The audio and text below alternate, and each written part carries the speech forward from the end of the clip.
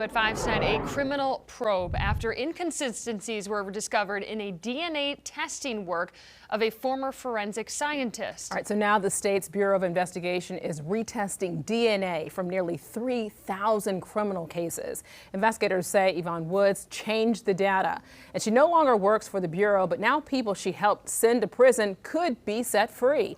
High-profile cases that she worked on include Kobe Bryant's sexual assault investigation and the conviction of Alex Ewing, the so-called Hammer killer, for murdering 4 people in 1984.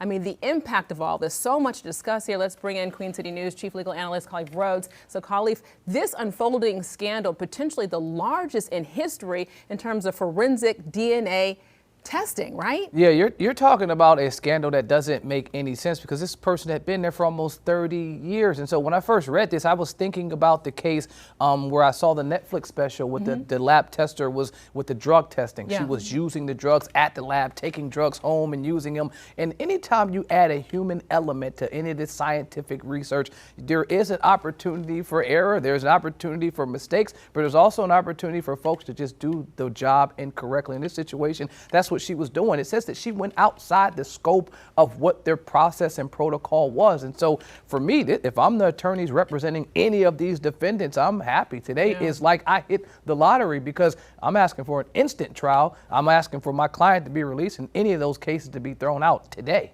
So what exactly does that look like? Because I'm assuming everyone's going to think, hey, I can get out of jail. This is my get out of jail free card, right?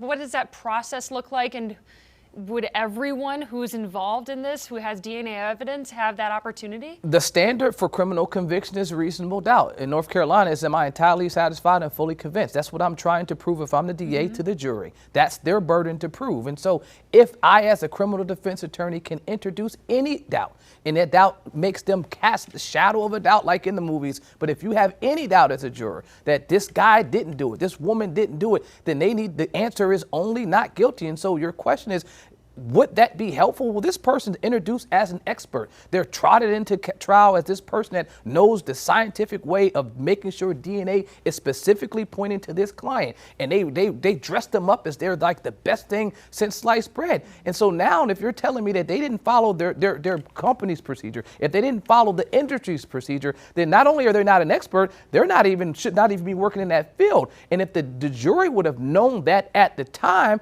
it may have made their testimony made less reliable. And so 100% I'm asking for a new trial. Now you have to be able to point to what would the jury have been able to make a different decision. Oftentimes it's going to lead to a new trial, but will it lead to a not guilty? It would be up to a new jury to determine. But am I going to get a new trial? Most likely any case that she's touched is tainted for sure. Yeah, this is just so fascinating to me because you're talking about 3,000 cases, right? So how much is this going to cost the state to go back and then retest all this DNA evidence? Millions. Yes. They already requested $7.5 million to go back and retest and to potentially go prosecute these individuals. But then you have to think about it on the other side. It's also going to cost the state to defend these individuals. Most individuals cannot afford legal representation. And so the state is going to pay for the prosecution. They're going to pay for the DNA test to be retested, and they most likely will be paying for the defense. And so on 3 folds, this individual's now cost the state 7.5 on the low end. I mean, because